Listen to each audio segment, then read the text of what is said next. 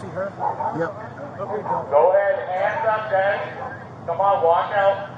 Walk towards the stairs now. Come on down the driveway to that sidewalk. Males out front. Stop them right there. Okay, you need to stop right there. And you take the male into custody. Stop right there. Go ahead and put down your cigarette, please. Put down your cigarette. Put your hands up. Just tell her to listen to us. Stay right there. Keep your hands up, ma'am.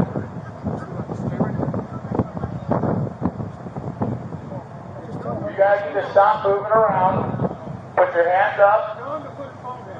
Sir, you need to put your phone down. Put your phone down. Put your hands on top of your head. Hands on top of your head right now. We're going to take that male first. Hands on top of your head. Sir, now go ahead and turn away from us. Turn away from us. You're going to walk back to the sound of my voice. All right, we will take Keep walking back. Nate, we've got it. Hey, brother, keep walking back. Yep. Keep walking back. Take a step to your left. Step to your left. Okay, hey, face away from me. Face the house. Slowly walk back towards the sound of my voice. You're doing good. Appreciate your cooperation. Keep coming. Keep coming. Keep coming. Keep coming. Keep coming. Come here. What's your name? What's your name, sir? Occupant of 2204 Maple Shade. It's the Las Vegas Metropolitan Police Department. We have a search warrant for the residence. You need to come out with your hand up and your hand empty. Occupant of 2204 Maple Shade. It's the Las Vegas Metropolitan Police Department. We have a search warrant for the residence. You need to come out with your hand up and your hand empty. Occupant of 2204 Maple Shade. This is the Las Vegas Metropolitan Police Department. We have a search warrant for the residence. You can come out with your hands up and your hands empty. Occupant of 2204 Maple Shade. This is the Las Vegas Metropolitan Police Department. We have a search warrant for the residence. You can come out with your hands up and your hands empty. Occupant of 2204 Maple Shade. This is the Las Vegas Metropolitan Police Department. We have a search warrant for the residence. Please come out with your hands up, your hands empty. Occupant of 2204 Maple Shade. This is the Las Vegas Metropolitan Police Department. We have a search warrant for the residence. Please come out with your hands up and your hands empty. Come on back here with me.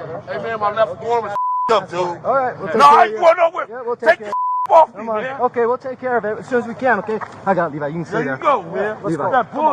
Levi, you can stay there, Man, bro. my arm is up, dude. Okay. We're going to go get your alarm to look at, okay? My arm is up, dude. Okay, we'll make sure we have medical take a look at it.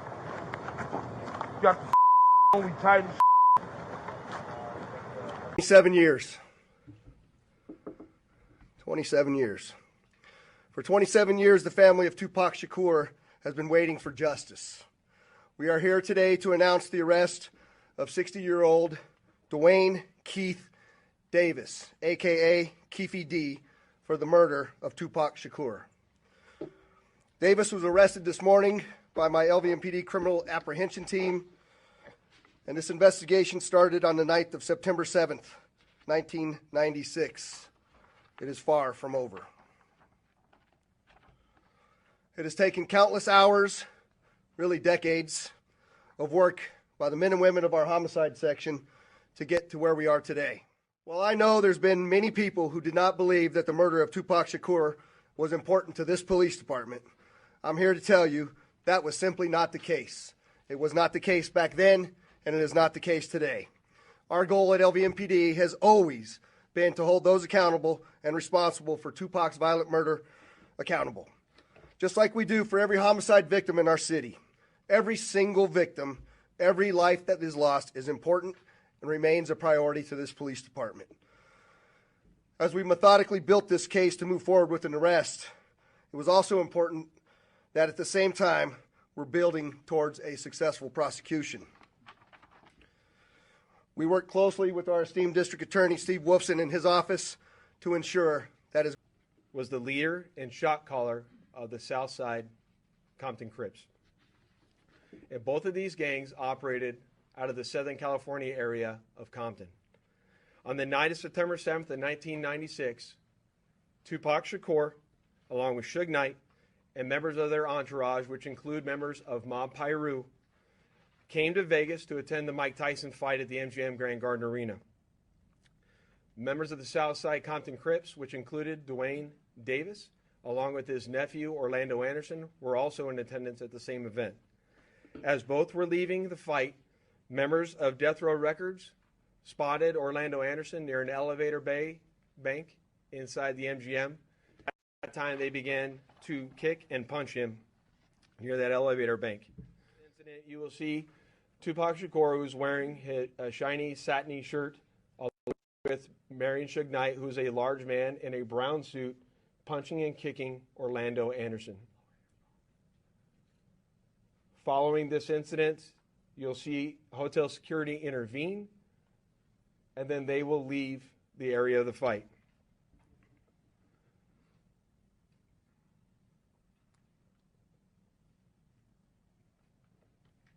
Little did anyone know that it is this incident right here that would ultimately lead to the retaliatory shooting and death of Tupac Shakur. At the same time, word had spread amongst members of the Southside Compton Crips of what had occurred inside the MGM, and then that's when Dwayne Davis began to devise a plan to obtain a firearm and retaliate against Suge Knight and Mr. Shakur for what occurred inside the hotel against Mr. Anderson. As they were in the white Cadillac, Mr. Davis took the gun that he had obtained and provided it to the passengers in the rear seat of the vehicle.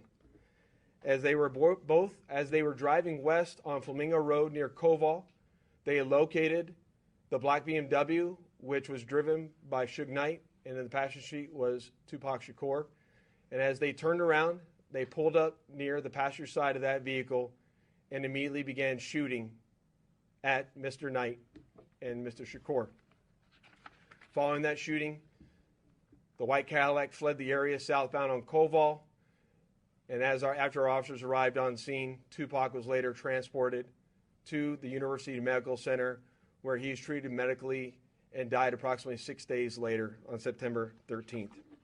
Approximately 7 p.m. this evening at the Compton terminal of the Blue Line, the MTA Blue Line, there was two deputies who were ambushed by a gunman in a cowardly fashion.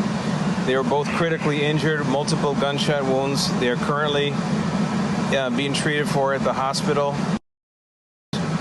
One is a 31-year-old mother of a 6-year-old boy. Her husband is here with them. The other one is a 24-year-old, and parents are here, girlfriend is here.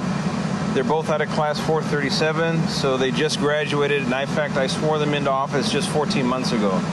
These are real people doing a tough job. The two deputies were doing their job, minding their own business, watching out for the safety of the people on the train, and seeing somebody just walk up and just start shooting on them, it pisses me off. It dismays me at the same time.